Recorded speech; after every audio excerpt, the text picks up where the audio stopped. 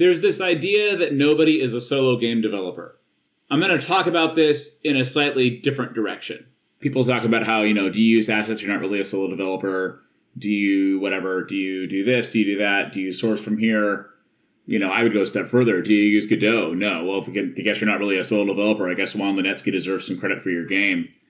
Are you really a solo developer if you didn't, do zeros and ones and, program all the hardware from scratch and also the operating system and then program the game on top of that? Because really, I think Bill Gates deserves some credit for your game. Because you're not really a solo developer if you used Windows to make your game. I think there's a little bit of a gatekeeping there that is, frankly, silly. But it's also kind of true. Because there is almost no such thing as a solo developer. And the word has almost no meaning. You want to draw a line at assets, fine, whatever. I draw the line at people. Even if you make all of the assets yourself, you're still not a solo developer. Unless you had no help from anybody. Nobody survives alone making things. It's just not a thing that happens. So really, I guess my issue is that the usual gatekeeping doesn't go far enough. The infamous mythical reclusive novelist, right?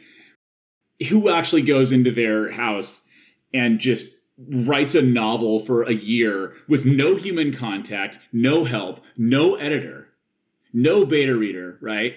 And they come out and they produce a masterpiece that captivates audiences, captivates readers, makes the New York Times bestseller list. It doesn't happen. Nobody survives alone. There's a reason people tell you get an editor. Not even a novelist is a solo writer. There is no solo developer. Now, my current project is not a solo game dev project. There is somebody very much involved in soundtrack. And even when I have made games where I did basically everything myself, as far as content and code, I still had friends who were there. I still had a team after a fashion. Because, again, can't stress this enough, nobody survives alone. There is no real reclusive novelist in the world. And if there is, you probably don't want to be them, because your work will probably be awful. You need an editor. You need beta testers. It is admittedly odd that I'd focus this much on the literary example. But, what other thing can you think of, besides literature? Is it possible for someone to delude themselves into thinking that they're actually doing it solo? Also, what is a better example of a career that, like trying to do game development, is a space where if you actually try to go solo, you're probably not going to get a very good result.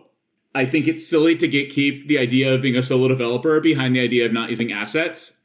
But in a sense, nobody is a solo developer anyway. So maybe my little internal reaction to that doesn't matter as much. There's probably 1,000 exceptions in your brain after hearing this. Sure. 99% we are not the exceptions. 100% we still need other people just to keep us sane, if not for the art. Nobody survives alone. Find friends. Find your team. And go make something cool. This is Dan of Castle Heath Games. Thank you for hearing my rant.